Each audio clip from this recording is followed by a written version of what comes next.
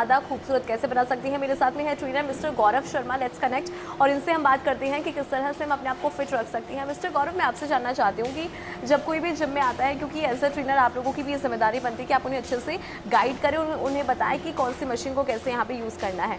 मैं सबसे पहले बात कर लेती हूँ कि क्योंकि 7 दिन होते हैं और मंडे से हम शुरू करते हैं, तो आप लोगों को कैसे नॉर्मली बोलते हैं कि इस दिन ये वर्कआउट लगाए, या फिर आप अकॉर्डिंग टू बॉडी टाइप उन्हें गाइड करते हैं? बेसिकली सबसे पहले देखा जाता है कि जो मेंबर है उसको कोई इंजरी नहीं है, कुछ और इश्यू तो नहीं है। सारी चीज़ें पूछी जाती हैं, उसके बाद पूरा बॉडी का मेजरमेंट करा जाता है। देन हम देखेंगे कि अगर कोई नी में इंजरी है तो उसके अकॉर्डिंग वर्कआउट करवाया जाएगा, या और कोई इशू है तो उसके अकॉर्डिंग वर्कआउट करवाया जाएगा।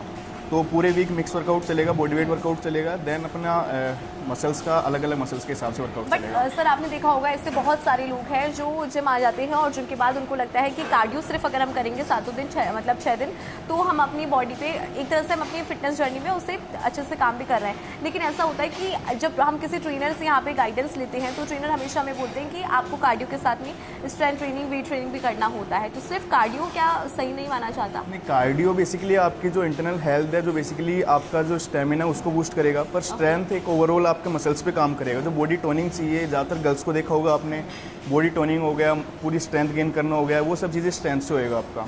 देन एक जो वेट लॉस होएगा वो बस आपका कार्डियो से नहीं होएगा, वो आपका स्ट्रेंथ से भी होएगा। तो पहले स्ट्रेंथ करो 40 मिनट्स, उसके बाद 20 मिनट्स कार्डियो करो, वो ज़्यादा ज़रूरी है।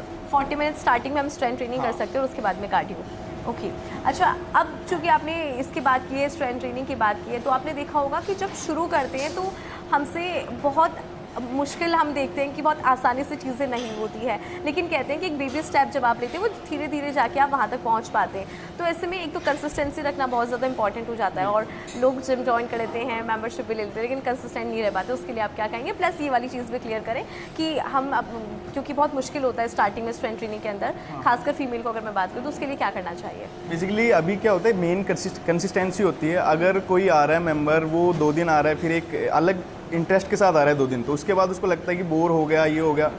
पर इस चीज़ में थोड़ी कंटिन्यूसली लानी पड़ती है। आप रेगुलर आओ, वर्कआउट करो, तभी आपको रिजल्ट मिलेगा। और वर्कआउट के साथ साथ डाइट भी फॉलो करनी पड़ेगी आपको, सारी चीज़ें होती हैं।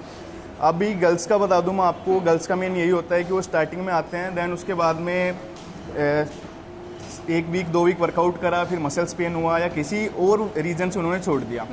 तो वो ज़रूरी नहीं, आप कंटिन्यू आओ, जिम आओ, रिजल्ट मिलेगा आपको। जिम नहीं आ रहे, आप कोई भी एक्टिविटी करो, अपनी लाइफ का एक पार्ट है, 1 घंटे अपनी बॉडी को ज़रूर दो, मैं यही बोलूँगा। बिल्कुल, thank you so much sir.